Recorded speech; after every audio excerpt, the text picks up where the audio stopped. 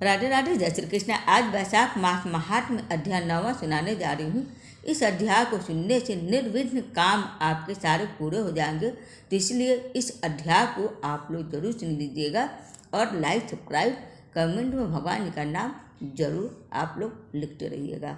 तो बोले विष्णु भगवान जी की जय।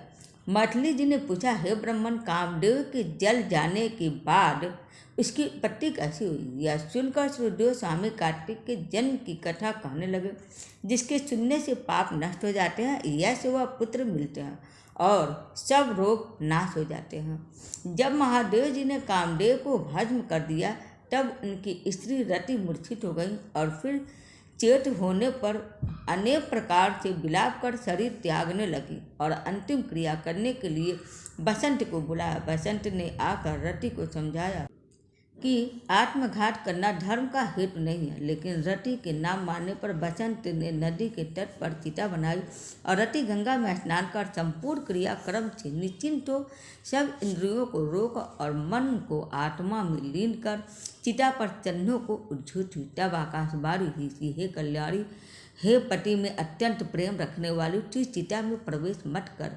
तेरा पति महादेव जी के प्रसाद से तथा यदुवंशी कृष्ण भगवान से पुनः पैदा होगा।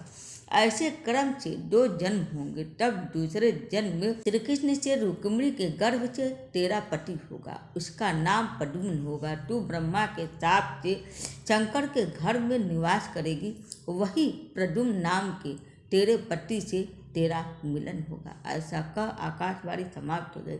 तब रति ने चिता में प्रवेश नहीं किया। फिर सब देवताओं ने रति को वरदान देकर उसको शांत किया और कहा, हे कामप्रिय, अब तेरा पति अनंग कहलाएगा और अंग वाले की तरह ही मरा हुआ भी दिखाई देगा। पूर्व कल्प में तेरा पति सुंदर नाम का राजा था। उस जन्म में तू ही इसकी पत्नी रथशंकर कारिणी हुई थी, इसी से तेरी यह दशा हुई है। अब तू वैशाख मास में प्रातःकाल मंदाकिनी नदी में स्नान कर और मधुसूदन भगवान का पूजन कर और उनकी दिव्य कथा को सुनकर अशून्य शयन नाम का व्रत आरंभ कर। ऐसा करने से तेरा पति तुझे अवश्य मिल जाएगा, इसमें कोई संदेह नहीं। रति को ऐसा वर दे, सब देवता अपने अपने स्थान को चलेगा और रति भी कलेश से निवृत्त हो गई। मेष की संक्रांति में गंगा स्नान कर अशून्य जगह व्रत धारण करते ही उसे तत्काल कामदेव दिखाई दिया। पूर्व कल्प में भी यह बड़ा धर्मपरायण राजा था, मगर उसने वैशाख मास में कर्तव्य धर्म नहीं किए थे, इसलिए कामदेव परमात्मा का पुत्र होने पर भी अंगहीन हुआ। जब महादेव जी अंतर्ध्यान हो गए, तब पार्वती जी निराश खड़ी हो सोचने लगी कि क्या करूं। तब पिता हिमवान उन्हें अपने घर ले गए और पार्वती जी शंकर जी के रूप और गुरु के देख मुक्त हो गए और मन में शंकर जी को अपना पति होने की ठान गंगा तट पर तप करने लगे। वो माता पिता सबके समझाने पर भी भूखी प्यासी रहकर और बड़ा सहस्त्र वर्षों तक महालिंग का पूजन करती रही। तब महादेव जी सायंकाल ब्रह्मचारी के वेश में उनके सामने प्रकृति पर अनेक प्रकार की परीक्षा कर और अपने दृढ़ देख बोले, हे भद्र, जो तुम्हारी इच्छा हो वर मांग लो। तब पार्वती जी ने वर मांगा कि हे रुद्र, तुम मेरे पति हो, तथास्तु ऐसा ही हो। यह वर देकर सप्त ऋषियों को बुला हिमाचल के पास भेजा। ये सप्त ऋषि हिमाचल के पास पहुँचे और हिमाचल के पूछने पर बोले, हे राजन, तेरी कन्या पार्वती ने, जो पहले 10 की पुत्री थी, अपने पिता के यज्ञ में शरीर त्याग कर तेरे घर में जन्म लिया। इसका विवाह महादेव जी से कर दो।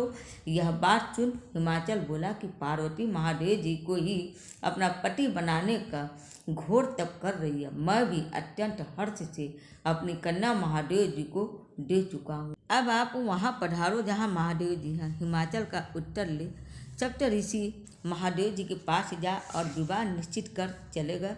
तब तो लक्ष्मी आदि सभी देवियाँ तथा विष्णु आदि सब देवता बाराती बनकर चले और महादेव जी सब देवता मुनि 6 मातिका आदि को तथा भूतगणों को साथ ले बैल पर चढ़ चले। उनके आगे शंख मृदंग आदि अनेकों बाजे बजने लगे और वेद की ऋचा के पाठ होते हुए हिमाचल की पुरी में पहुँचे।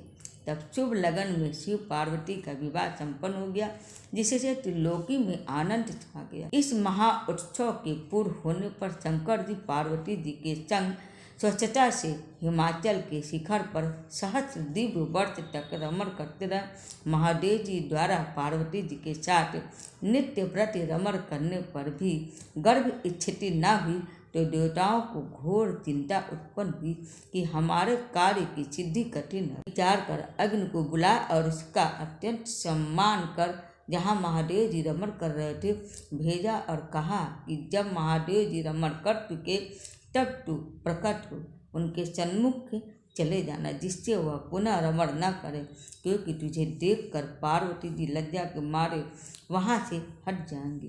तब तू शिष्य होकर कामार शिव जी से प्रश्न कर और बहुत सा समय लगा देना।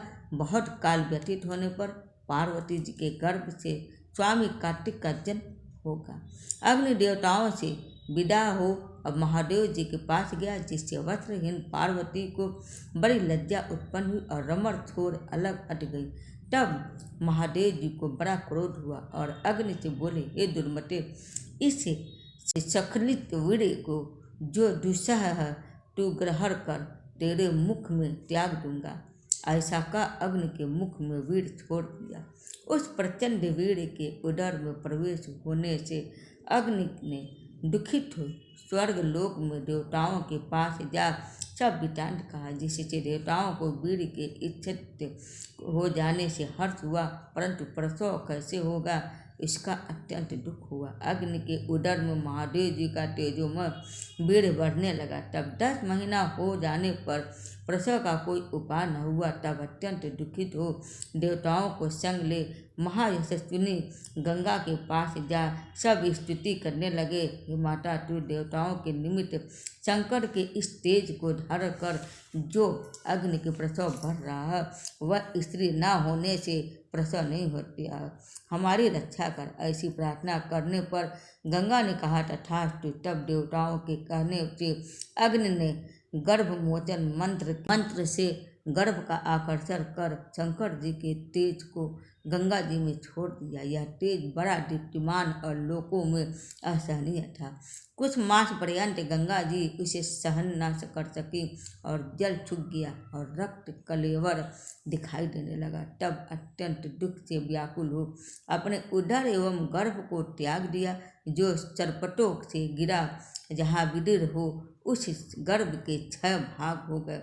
तब ब्रह्मा जी की भेजी 6 कृतिकाएँ आईं। उन्होंने सरकंडों से विभिन्न संभव तेज के 6 भागों को ग्रहण कर 6 मुख का पुरुष बनाया, जिसका शरीर एक ही था और उसे बहुत दृढ़ कर दिया। पुरुषाकार 6 मुखी शरीर बहुत समय तक सरकंडों में वैसे ही पड़ा रहा, उसका कोई रक्षक नहीं था। एक दिन बैल पर चढ़े हुए महादेव पार्वती उसी स्थान से होकर श्री शैल को जा रहे थे कि सहसा पार्वती के स्तनों से दूध की धार टपकने लगी। अब विस्मित हो पार्वती जी ने महादेव जी से अकस्मात स्तनों से दूध बहने का कारण पूछा।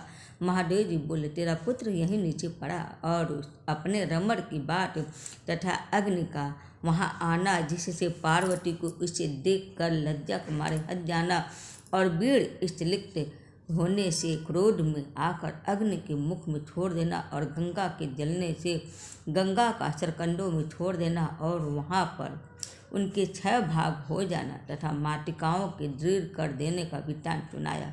फिर कहा, उसकी आकृति पुरुष की सी हो गई है, उसी को देख तेरे स्तनों में से दूध टपकने लगा है। इसका पराक्रम विष्णु भगवान जी के समान है। तू इसका पालन पोषण कर, यही तेरा औरस पुत्र है, इसे उठाकर ले चल। महादेव जी की बात को सुनकर पार्वती जी बालक को गोद में उठाई और बिठाकर दूध पान कराने लगी और पुत्र स्नेह में तत्पर हो महादेव जी के साथ कैलाश को गई और पुत्र का पालन पोषण कर अत्यंत संतुष्ट हुई। हे राजन, यह कुमार के जन्म की कथा मैंने तेरे सामने कही है। इसे नित्य प्रति सुनने से उनके पुत्र पौत्रादि की वृद्धि होती है। इसलिए वैशाख मास में धर्म करने से स्त्रियों का विधवा मिट जाता है, अत्यंत पूर्ण प्राप्ति होती है और इसी के प्रभाव से अनंग कामदेव भी शांग हो गया।